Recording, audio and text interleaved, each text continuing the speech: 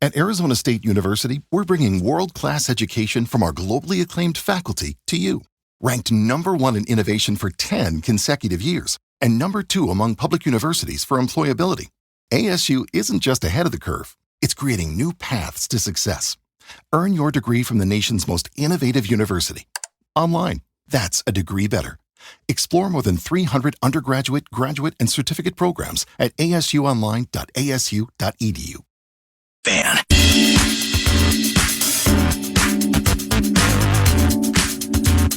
Don't miss out. One OK Rock is storming the Army with their high voltage performance. Be there for an epic night of rock on June 7th with special guest Stand Atlantic. Check out our contest page to see how you can win your way in. That's KFAN.com keyword contest to enter today. Excuse me while I whip this out. Chavous.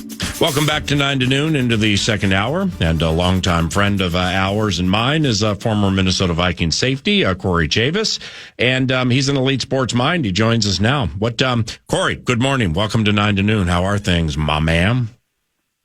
Man, they're going great, man. Got a chance to eat dinner and see my mom yesterday. We spent some time together with both her and my sister, so it's been great. Wow, that's good to hear, man. What did you think of the Super Bowl? Well, I know from the last time we talked, I kept thinking about some of the things you had said, actually, about you thought that it might have an opportunity to be a blowout, and boy, was that prophetic to a large degree.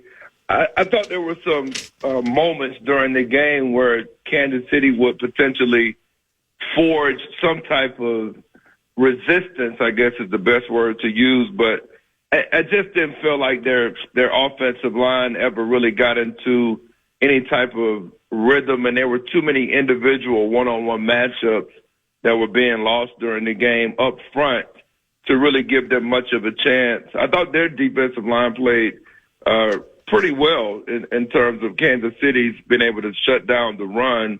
But overall, it was a pretty dominant performance, just as you had predicted. So Corey, do you think Philly is set to become a dominating force in the NFC, just the conference, a dominating force for years?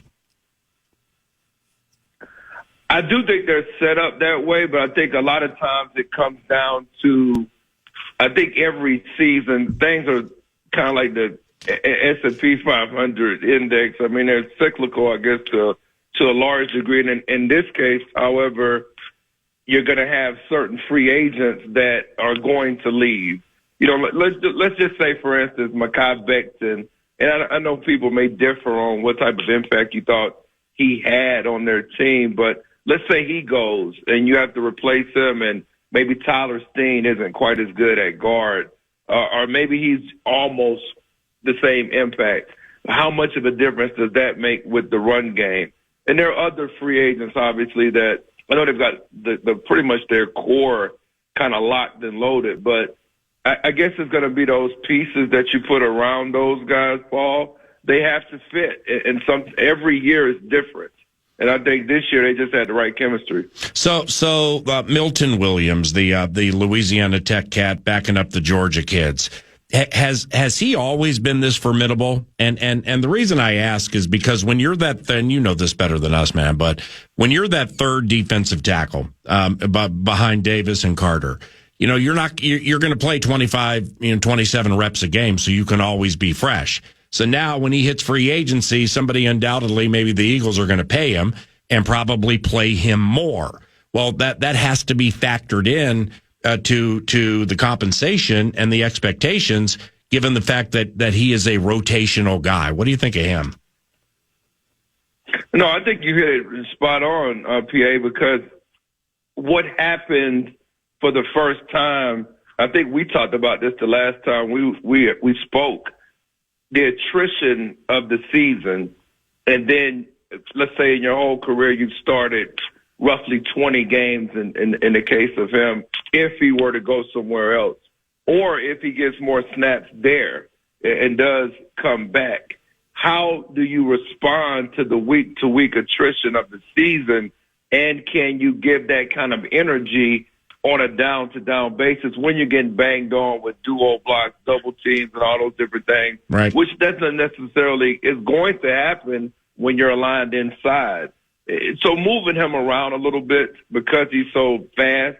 I mean, when he came out, he was, 285, 290 pounds, and ran 4.6, 4.7. He's very explosive in terms of his ability to get off the ball and do some of the things that you saw from that quickness perspective. So just staying fresh, I think, you're going to get the most out of a player like Williams with them being fresh. Hey, Corey, what just overall with your trained eye, what do you really like about Jalen Hurts as a quarterback? I think the thing that I am probably the most impressed with in terms of I don't see a lot of highs and lows, right? After the interception, I think people forget that could have basically kind of knocked his game off, right? I don't see a lot of that from him during games. When he makes a mistake, I think he has the ability to auto reset very well. And I think that's something that's very important and I actually think there's a player in this draft who's kind of like that, and that's Shadur Sanders. He's also a player that kind of has that ability to, when you make a mistake, how quickly can you auto reset and get back going? I'm a big believer that mistakes can add up, and that's kind of what happened, I guess, in this game to Mahomes. And it's happened a couple other times with him in the Super Bowl. I think back, maybe to, I would say probably more a little bit against Kansas City, or even maybe early against San Francisco before he was able to turn it around in that Super Bowl. So it's just a matter of, like, how quickly can you forget the mistake and move on to the next play. And I think he's very effective in that area. Hey, Corey, so the Eagles are the champions. And thinking about the NFC, Vikings win 14 games. Lions win, they're the 1 seed. They get bounced relatively early. Now there's been a mass exodus with their coaches leaving, going here, there, and everywhere. They'll have to get around that. But in the weeds during the course of the season and then in the playoffs were the LA Rams. And of course, they bounced the Vikings in Glendale, Arizona. So we saw them then. But on that snowy field at Lincoln Financial, I like how they played the Eagles the majority of the game. And here's the point. Do you think the Rams may be sitting on a big one next season? I mean, with all those talented kids all over the team, but specifically the defense. Yeah, and I think their defense, you bring up a good point about the snow, because I felt like the big thing in that game was what you weren't able to do. If you had just been able to make a couple of the tackles in the open field, which hurt you in the first time when you played the Rams. Remember the first time they played the Rams, Barkley had a big game, and it was because of missed tackles. Yep. I've always believed one of the more difficult things for me, Paul, when I moved from corner to safety, it's a completely different field. And your number one job, I know people always talk about the interceptions, and that's flashy and who has the most interceptions, but I thought that the number one thing that you could do to save your team as a safety is you have to be able to make the open field tackle. And that's one of the reasons why I think people were comfortable with me there, because when you're in that one-on-one situation, I'm not talking about you miss a tackle here, you miss a tackle there, somebody jukes you. That's going to happen. But I'm talking about the one-on-one tackles where it's just you and the running back and there's nobody else. If you can make that tackle, you can give your defense another down. And I think that's the reason why the Rams got eliminated. So they've got to do a better job, I think. I thought Cameron Kitchens, their rookie, played extremely well this year, but he missed a couple of those tackles. And I think as a team, those tackles kept them from advancing. I mean, Chavous, you ran into some high-enders in open field back in the day when you played, okay? But now, like as we go now, and with the jitterbug nature but speed of Jahmyr Gibbs, I mean, when he gets into open field, twitchy as he is, fast as he is, like how does the safety handle that one-on-one when you know you don't have any help behind you?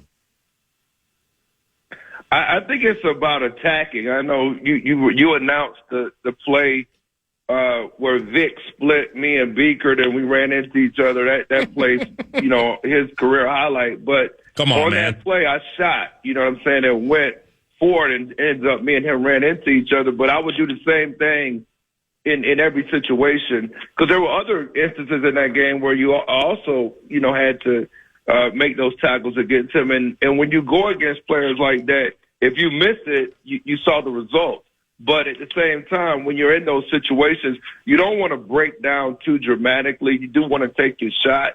And a lot of times what happens is you hesitate too much, and there's too much room on the field to hesitate in that instant. So 9 times out of 10, if you don't hesitate, you've got a much higher chance of making that tackle, and you've got to shoot it. You've got to give yourself a chance. Is that reference you made from either the 2002 or 2003 season? It was an overtime loss to Atlanta at Metrodome, right? Exactly. It was the overtime when Vic ran it in. But I referenced the miss because that's like his highlight. Me and, we run into each other. He splits us, or it looks that way, because I shot and then we hit each other, and he goes on to score.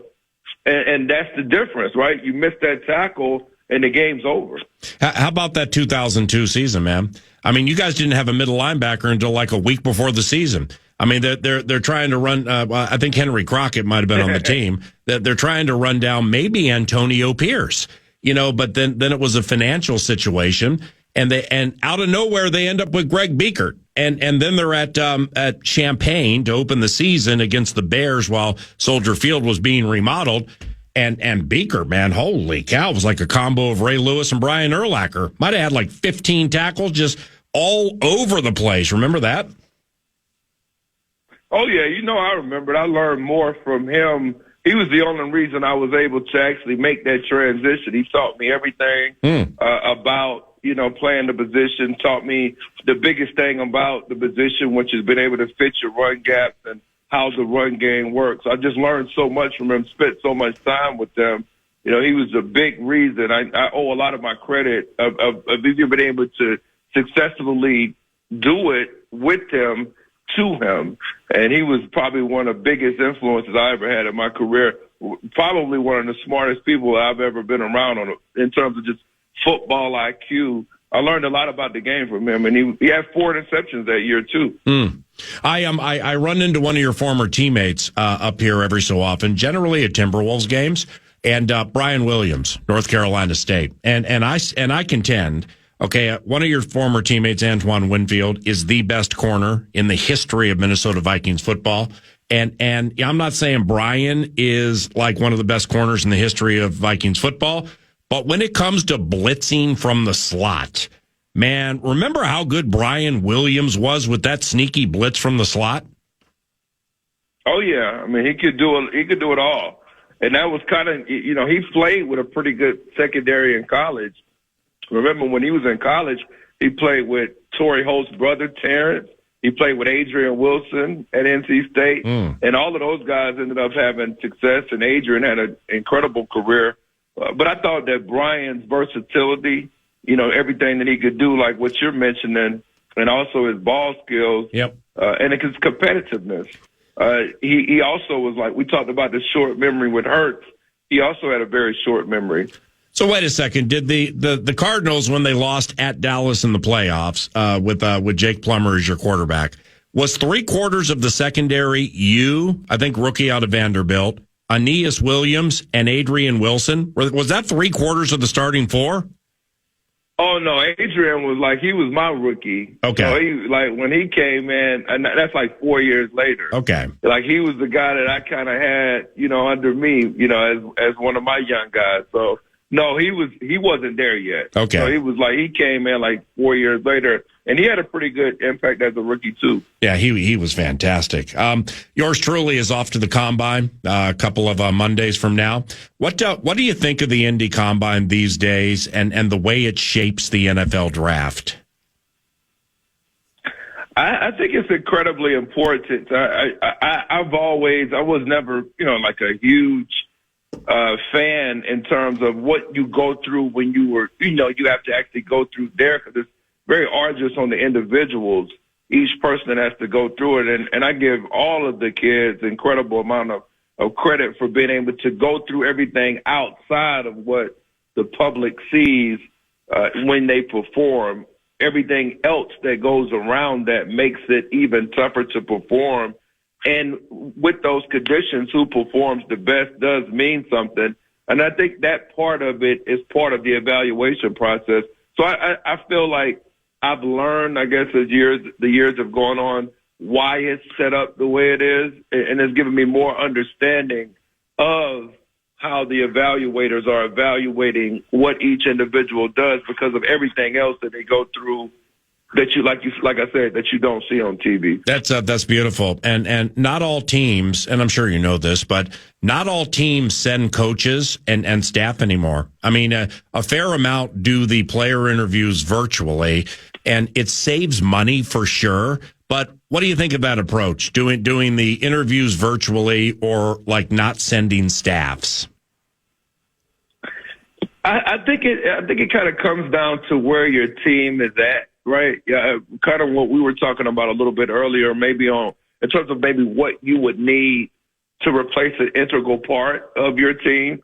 And maybe do you want to get that extra interview, right, in person? Maybe get a better feel for them. Maybe you feel like you need to be there in person because you're really considering that player and you might only have this certain amount of time, 15 minutes. And you want to at least get that first impression from that player to see if you want to investigate further. So I think in those instances, sometimes that can help the teams a little bit more.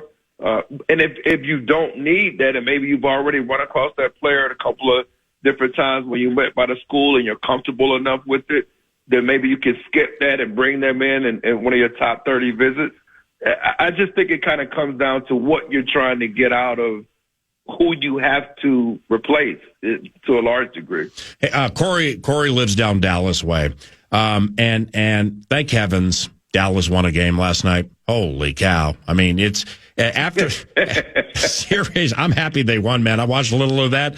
Kyrie was tearing it up early and I'm like, go ahead, just go ahead and beat Golden State here so those fans have something about which to be happy. How bad did it get down there after that Luka trade? It was pretty bad, Paul. I was, man, you want the fans to be able to experience the greatness of a player for maybe, I think in this case, they wanted to experience it for at least a 10-year period, right? But sometimes it just doesn't work out like that. And I think you can see the passion of the city when it comes to basketball, or at least you did in this case. Right. Don't forget I mean, we talked about this last year. It wasn't like last year was the first time they had been to the finals recently. Right. Right. They, had been to at least the Western Conference Finals previously when they lost to Golden State. And then, they are a team that has won a championship in the 2010. So I feel like basketball means a little bit more and to the Dallas community than people may think. And I think that's why I got so passionate. Oh, back to the Dirk Nowitzki days. No doubt about that, man. I mean, I remember when the Timberwolves had some of their best teams ever, with Kevin Garnett and Sam Cassell, Latrell Sprewell, nice little MB3 there, Wally Zerbiak, Anthony Peeler, the relatively young guy at that time from Missouri coming off the bench with that left-handed shot hitting threes. Yeah, but, they would run into Dallas with Dirk and Michael Finley. And see, that's, like when people, and you and I get in conversations like this, we haven't in a while, but like when you're comparing generational talent, and I just don't want people to forget with Kevin Garnett that when he was at the top of his game, all right, he's like close to 7 feet, 6'10", whatever. So he could guard Dirk. But if Finley was on a heater, you could put Garnett on the perimeter to shut down Michael Finley, and he would do it. I mean, Kevin's defense was unbelievable. Yeah, he's part of the first generation, really. Well, I wouldn't say the first generation, but some of those guys that came out of high school. It became a lot more prevalent back then to have a guy like, he also came out, Jermaine O'Neal. These guys from South Carolina, where I'm from. Jermaine was from South Carolina too. And Ray Allen, who actually played at UConn, and I guess he pretty much was one of the best players in the Big East back then. He came out after his junior year, but those three guys all ended up, or at least Ray and Kevin ended up playing together. Two South Carolinians ended up playing together for the Celtics that won a championship. So I thought it was kind of, it says something about what he was able to do in terms of being one of those guys that come out of high school and be able to have so much success in the NBA. Brilliant recall there. And you know, when I hear the name Jermaine O'Neal, all right, I mean, his days in Indiana, you know, were just phenomenal. But when I hear the name Jermaine O'Neal, first thing I think of is Malice at the Palace. When Steven Jackson and Ron Artest went up into the crowd, and okay, so this thing's slowing down a little bit, and they got that big fight, that big brawl, relatively under control. Then this like 5'10" pudgy guy wearing a Ben Wallace jersey, some fan walks onto the court, but he walked too fast by Jermaine. And he didn't just catch a stray. I mean, he caught a right that almost knocked him out. Like, my man's just trying to get on the court and get away from everything. Jermaine O'Neal knocks him out. You remember that? Yeah, man. I was just the way you said the stray, but because I mean that's really what happened. And let's face it, the fans kind of brought it on themselves a little bit. Yes. And obviously you don't want to see anybody get injured or whatever, but yeah, that was something else. That's something that's going to go down in history that, I mean, that's a moment you never forget. Man, I love talking with you, not only on the radio, but on the phone, because we just get so tangential when we start talking about things, because now I'm starting to think of like some of the toughest guys that I've seen in the NBA that maybe people wouldn't think about. Like, I don't know, 5, 6, 7 years ago when Karl Anthony Towns was on the team, they're at Philadelphia, and Karl and Joel Embiid get tangled up underneath the basket, and then the players run in. And personally speaking, I don't think Karl wanted anything to do with Joel Embiid. However, little Jeff Teague, okay, was he with Georgia Tech? Where did he play in college? Yeah, that's exactly where it was. So here comes Jeff Teague doing the 40 and 4-2. To get in the middle of this thing and size up Joel Embiid saying, get away from my teammate. And I'm like, damn. I mean, my man not only had Cat's back, but he's tough. But like you would look at Jeff Teague and he's a bulldog at the point guard spot. But you know, when it comes to fighting, that's a different type of thing. And, you know, a second one took place 2 years ago here. It was a tough first season for the Timberwolves with Rudy Gobert. It just wasn't working, and it worked beautifully last year. It got so bad that near the end of the year, in a home game at Target Center, all right, there's an argument on the bench, and Rudy Gobert punches his teammate, Kyle Anderson. Yeah, I remember that. During the game, they're trying to beat San Antonio and get to the playoffs. So it's a civil war. Rudy punches slow-mo. All right, but here's what I learned. Taurean Prince is one of the last people I want to mix it up with ever, because he popped out of his seat, went right up to Rudy Gobert, and the fight was over. I don't know what he said to him. I don't know how hard he grabbed his arm. Rudy was done. You know what I mean? He turned out to be a real bear. And Prince from Baylor, man. Oh, man, Taurean, yeah. I ain't messing like Keith Newman. Keith Newman was one who had that side eye. Taurean yeah, Prince. he was definitely, you didn't want to mess with Keith, man, at all. He was definitely. Yeah, I got that Tell feeling. you what, man, he was also pretty strong, too. I know, but I got that feel this year from Jihad Ward, okay? I might have shared 4 words with Jihad Ward the whole season. But like sometimes you walk up and you just look at him like, okay, cool, I ain't going to say anything. I'm just going to go the other way. Right. Just big and tough. Holy cow. All right. Last one here. I got a lot more, but let's end it like this. What did you think of J.J. McCarthy coming out of Michigan? And the reason I ask is when you were talking about Hurts having that quick twitch where it's like, just did something wrong, got to let it go. McCarthy has that. I didn't watch him a lot at Michigan, but whether it's the Raiders preseason game, throws a pick, comes back, goes lights out, or what we saw in training camp when he would make mistakes, shake it off, and then come up big time. What did you think of McCarthy coming out of Michigan? I think the thing that I think we've talked about this again before, Paul, is I guess the biggest thing that would impress you about him it wasn't the statistics. It wasn't him throwing the ball all over the field. It was when they needed a play and when the stakes were the highest in the most pressure situations on those third downs. And I think that's what we talked about was the third down efficiency or the ability to make the big play on third down. He seemed like he was always able to come through for the team in those moments.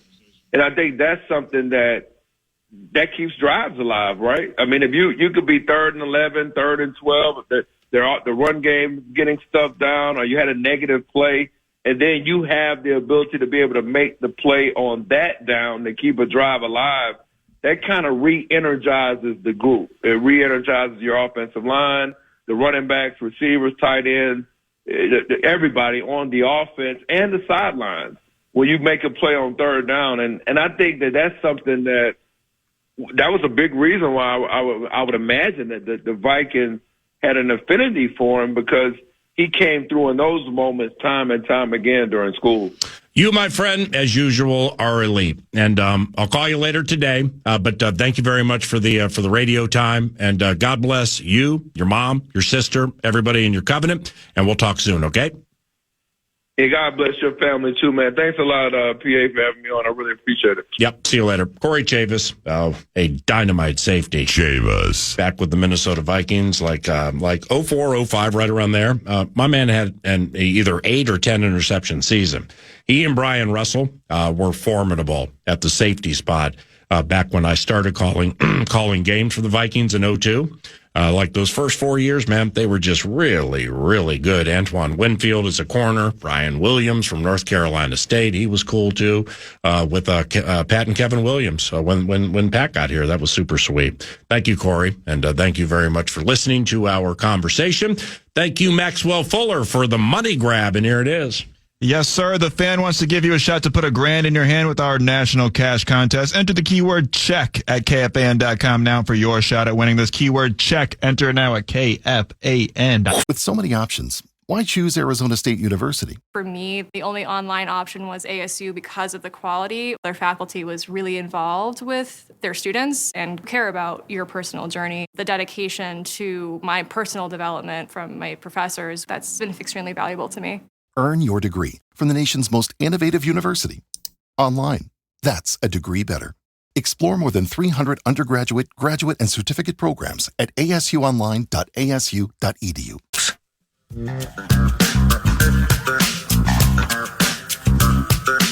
Rock out with Shine Down at the Target Center. Experience an electrifying night of powerful performances and chart-topping hits on the Dance Kid Dance Tour on July 28th with special guests Bush and Morgan Wade. Get your tickets now and be a part of an unforgettable concert experience. Get all the details now at KFAN.com, keyword calendar. We call this portion of the equation Max's Musings. It's for this portion of the radio show, it's our version of News du Nord. Nordo returns tomorrow. Maxx Fuller has done a spectacular job by my side and aiding us, producing 9 to noon for the last 3 days. And this is all courtesy of Canterbury Park and CanterburyPark.com. Some new games on the casino floor, and also bountiful opportunities to make money with your mind. So learn more at CanterburyPark.com. What you got over there? I wasn't going to lead with this, PA, but it just came down the hopper in the middle of your interview with Corey at Chavous. The Jets have officially informed Aaron Rodgers that the team will be moving in a different direction at the quarterback position this upcoming season. They announced it themselves on Twitter. It from what I believe, I think I saw this during the Chavous interview on TV. Hope I'm not wrong here, but it was a sit down. It wasn't like Aaron Glenn eyeballed Aaron Rodgers and said we're going a different direction. So I think he, Darren Muji, who is a former teammate of Kevin O'Connell's at San Diego State University. In fact, I think they were roommates. Muji worked in personnel with the Broncos, and now he's the general manager for the JETS Jets. I think Glenn and Muji brought A-Rod in, sat him down to tell him we're going a different direction, which I don't think that takes testicular fortitude bleeps the size of church bells. But, I mean, it's still sitting down opposite somebody who's going to be HOF saying, sorry, but not sorry. Right, exactly. And it doesn't happen very often in the digital age, so props to them. Yeah, that's assuming I'm accurate that it was a sit-down, eye-to-eye situation. The Minnesota Timberwolves came up short against the shorthanded Bucks, falling 103-101 last night. The Wolves shot a season-worst 37% from the field. Anthony Edwards didn't help that percentage much, going 10 for 33 from the floor, including a potential game-winning shot in the final seconds of the game. And interestingly enough, is 0 for 13 in those situations since 2020. The Wolves are 15 and 18 in clutch time games this season. So Anthony never has had a walk-off, is what you're saying. That's what the stat that I read today said. Yeah, ever since he came into the league, he's been 0 for 13 in that last 5 seconds specifically. He might have had one before that, but that last 5 seconds specifically. Yeah, the Wolves have an NBA high 33 clutch time games, and they're 15 and 18. Not the best record and not the best vibe going into tonight, where they host the league's best team, the Oklahoma City Thunder, here at the Target Center. Tip-off around 7:30, and you can hear it right here on KFAN. And Radio Vox Alan Horton will join 9 to noon, about 23 minutes from now, to chat about last night and tonight. Did you watch the game? Of course you did. Yeah. You love the Howl, and you're the host of Howlin' with the Homies. I think this is tough to say, and I think Anthony's a little tired. And I think Anthony has a right to be tired, specifically since Randall went down, and I don't have his game logs in front of me. So we may have some 35-shot performances where he's hit 60% of late. I mean, last night with those misses, specifically the ones from 15 and in, it just seemed like it just seemed like he might be tired. He might be a little tired. And ain't nobody banging on Anthony, because to a certain extent, he's carried a lot of this through some tumultuous times. But that last night from 3-point range, they were 10 of 44. Oof. At one point, it was 5 for 30. I mean, it was awful at one point. They just could not hit anything. And, this is a game where the Timberwolves are down Conley and Randall. The Bucks were down their best 2 players, Giannis and Damian Lillard. Now, Gary Trent Jr., who's local, I think he might have gone to Hopkins High School, right? I think you're right, yeah. Yeah, his father, big Gary Trent, power forward. Yeah, he definitely played local. I can't recall which school it was. Yeah, his father, Gary, I mean, he was tough as nails when he played power forward for the Timberwolves. He was in attendance last night. My man Gary Trent brought it last night in front of friends and family. He was 8 of 12. He had 3 3-pointers, went to the line a couple of times, hit them both. 2 assists, but he's not going to fill the box score that way. So they couldn't get a hold of Gary Trent Jr. This is probably, for some reason, I find myself in wonderment with Kevin Porter Jr. All right, when he played for the Rockets, he was super highly touted. There have been some off the court problems with him, and I think 1 or 2 of them were bad.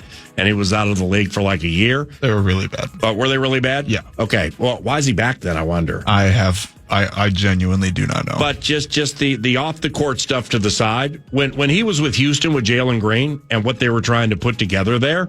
Jayshawn Tate may have been a guy in the mix, so before Amen Thompson, who is the triple-double bomb. Yeah. Holy cow, is he? Şengün, they got a really good team down there, man. Brooks, for sure. Yeah, I still think they're too inexperienced to beat somebody of note, like in the postseason. But Porter Jr., man, it's when he was with Houston, before all the problems, man, he was nice. Yeah. He was a really fast, good basketball player. And then he comes back, reemerges, I think, with the Clippers, and he's just kind of a ham and egger now, Right. But I mean, he gave the Wolves a little bit of problem last night too, but then at the end of the equation, the Kyle Kuzma now has come into this gym twice within the last couple of weeks and absolutely just buried us. He did it with the freaking Wiz when the game Randall got hurt. It's like the Wizards had 2 guys. Jonas Valanciunas and Kyle Kuzma, who got some dog to them. Okay, Jordan Poole's talented. When you let somebody punch you in the face, it's on videotape, and you don't, eventually go after him. Right. I mean, that you lose dog cred. You ain't got no dog in the league. That you know dog's what I mean? a poodle if you got a dog. Yeah. Now Kuzma and Valanciunas, and Kyle, when he's engaged, Kyle can be a super tough guy For sure. and he was that last night. I mean, Kyle, he I don't exactly remember what his box score was, but he had a ton of points and a ton of rebounds. 19 and 13. I Yeah. finished with 13 rebounds. Yeah. That's Damn. unacceptable. Okay, and then finally, I see a lot of this on social media. I'm sure you do too. Rob Dillingham. Mm-hmm. I mean, with all due respect, he's not close. It's you can have the take that he needs to play more to get close and to mature and to age. But off the Cavs game, some other things, he's just so young. And when you go against some of these dogs in the NBA, who have been around for a little while, even a guy like Gary Trent Jr., they just know the right way to play. And Rob he just has growing to do. You know what I mean? He's fast. Yeah. He can handle it. He can handle it with both hands. 3-point game needs some work, and it will get there. And I think Rob's going to be a terrific player eventually. He makes so many herky-jerky mistakes. It's crazy. Yeah, he's still so raw. He is a lump of clay, the best possible clay that you can get from whatever the best clay making facility is, but it's not been put in the urn yet. It hasn't been molded into the pottery that he can be. Chris Long, Channel 5 Sports, go crazy. He's listening to 9 to noon. Thank you very much for the text Chris to correct me. Gary Trent Jr., Apple Valley. Oh. So then I think Amir Coffey must have been the Hopkins guy. Gary Trent Jr., Apple Valley High School, played with Tyus Jones.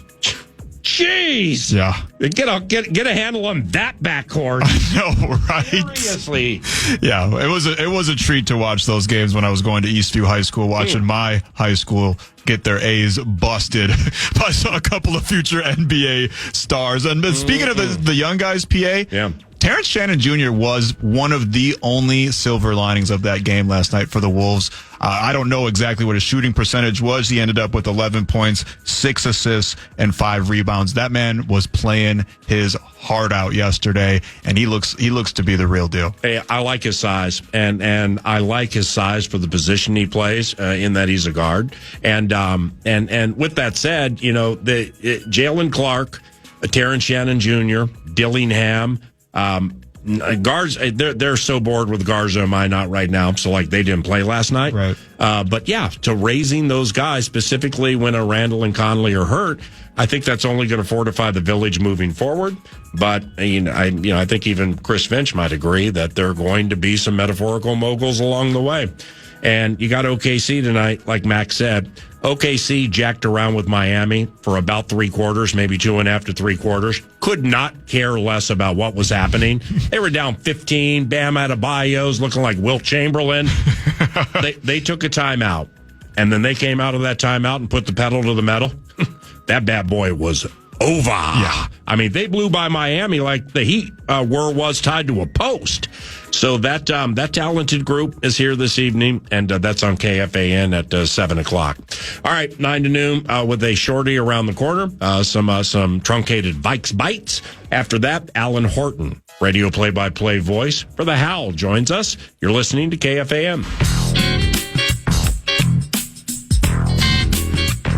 Country sensation Hardy is bringing the Jim Bob World Tour to Somerset Amphitheater. Catch him when he takes the stage August 16th with special guests Coey Wetzel, Stephen Wilson Jr., and Sicarus. Tickets go on sale Friday at 10 a.m. Get all the details now at KFAN.com, keyword calendar.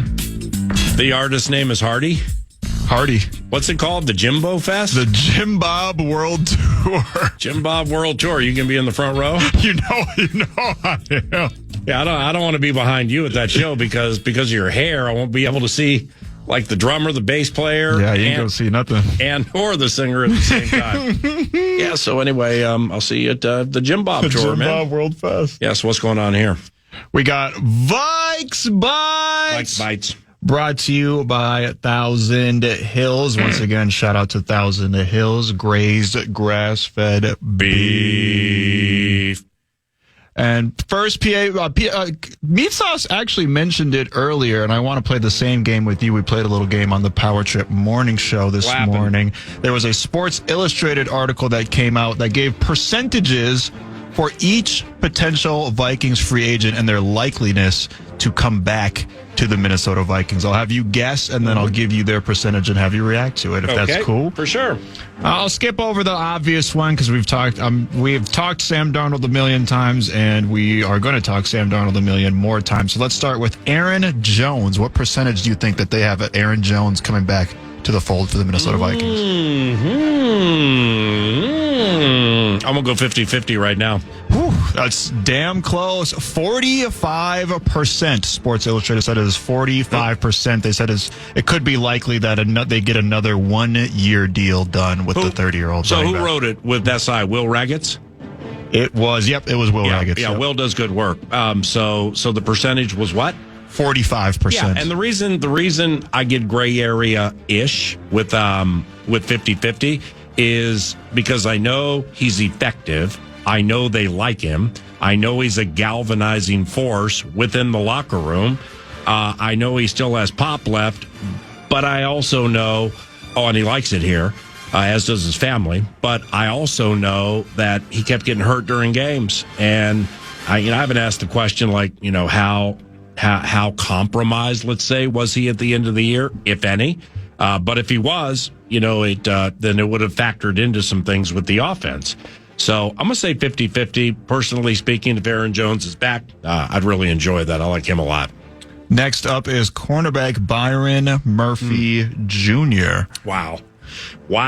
So the percentage, I believe he is back? Yeah.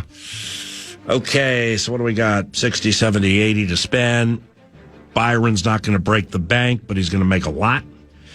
I'm going to say Byron Murphy Jr.'s return to the Minnesota Vikings is 70%. Oof, you're good at this game. They have it at 60%. Will thinks that re-signing cornerback Byron Murphy Jr. will be a major priority for the Vikings, but has said that Kwesi Adolfo-Mensah and company usually have a specific price that they don't want to exceed, and that Byron Murphy Jr. might, depending on the market, might exceed that price. See, and Byron had good moments with Arizona. I mean, he had a couple of defensive touchdowns, a scoop and score that beat the Raiders in overtime, I believe. But here, it was up and down for Byron, but when it hit this Flores defense. And he's just so scrappy inside. Mekhi Blackman. He should be full throttle next year, his third year. You're trying to get everything out of him. But there still is or will be a void. And Byron can fill one of those major voids simply by getting him to agree to re-sign. I believe, if I'm the Chicago Bears, they have Jalen Johnson, who I don't think is as good as everybody tells me he is, but nevertheless he's still good. Tyreek Stevenson, he'll get better, gambles a lot, not the greatest in run force. Byron Murphy Jr. covers and tackles. So the Bears and I'm not trying to ruin the Vikings and improve the Bears. We're just talking football here. But if I'm the Chicago Bears and I look to pilfer one guy from the Minnesota Vikings to set them back, make me better, it'd be that guy. Smart move if you are the Chicago Bears. Another guy that will certainly be coveted on the market is safety Cameron Bynum. What percentage do you think that Cam Bynum is back with the Vikes next year? Well, you got some tough one for me today. 25. Damn, it's 30. You put 30? Yeah, Will says it's 30. He says they might not want to give a big second contract to a good but not great safety, especially with Theo Jackson on the roster for a potential in-house replacement. Fair. And Cameron has shown from a defensive standpoint, specifically pass coverage. See, Theo, I believe is the most comfortable, closest to the line. And Cameron, a converted corner from Cal, he can cover, but maybe he's a little in between there. Maybe Bynum, maybe like if you believe the run part of it, that needs to be a little better, and the pass coverage needs to be a little better. With Jackson, plus the draft and free agency, To get somebody, all right, 3-2. We're talking in circles here. Being multifaceted for Brian Flores is required at certain spots, including that spot. Question is, when it comes to the money that will be requested, do they believe he's good enough at what he does to give him said cash? And also, it's Harrison Smith. If Harrison retires just out of nowhere, well, there's a void right there too. Right. Now Metellus, I don't even know how much safety Metellus plays anymore. I mean, he plays so much linebacker-ish type stuff these days. So Metellus is going to be in the mix. That's a very interesting situation with Bynum. Good question. Well, we got time for one more? Let's see, go one more, yeah. All right, Pat Jones. Billy Paul, though. Me and Patrick. Patrick Jones. Patrick Jones. Patrick Jones. Patrick Jones. Patrick Jones. Will they have a thing going on? Oh, wow. Such a banger. I'm glad that you're hitting me with these to start sharpening the mind before heading to the combine.